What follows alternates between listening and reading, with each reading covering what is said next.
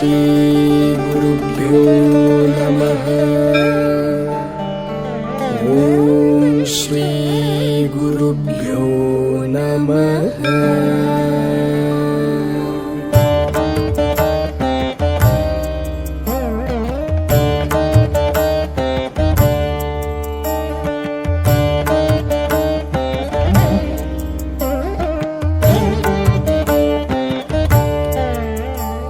शरीरं सुरूपं तथा वा कलत्रं यशश्चारुचित्रं धनं मेरुतुल्यम् मनश्चेन लग्नं गुरोरङ्घ्रिपत्ने ततः किं ततः किं ततः किं ततः किम्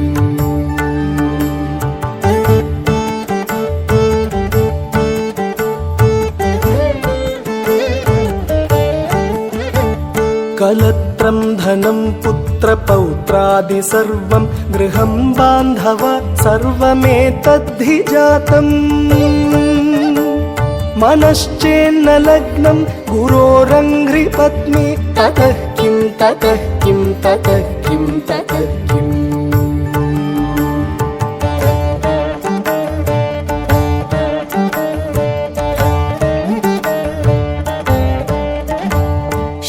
षडङ्गादिवेदो मुखे शास्त्रविद्या कवित्वादिगद्यं सुपद्यं करोति मनश्चेन लग्नं गुरोरङ्घ्रिपत्ने ततः किं ततः किं ततः किं ततः किम्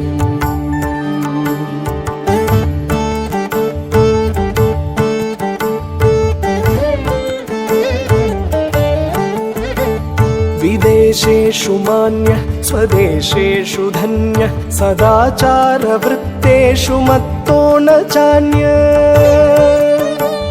मनश्चेन्न लग्नं गुरोरङ्घ्रिपत्नी ततः किं ततः किं ततः किं ततः किम्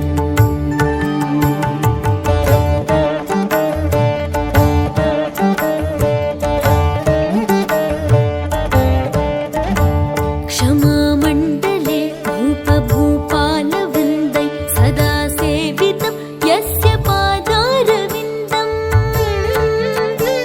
मनश्चेन लग्नं गुरोरङ्घ्रिपत्ने ततः किं ततः किं ततः किं ततः किम्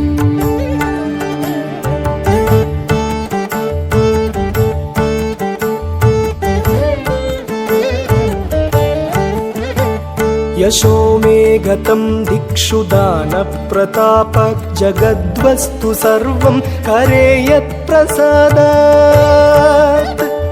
मनश्चेन लग्नं गुरोरङ्घ्रिपत्नी ततः किं ततः किं ततः किं ततः किम्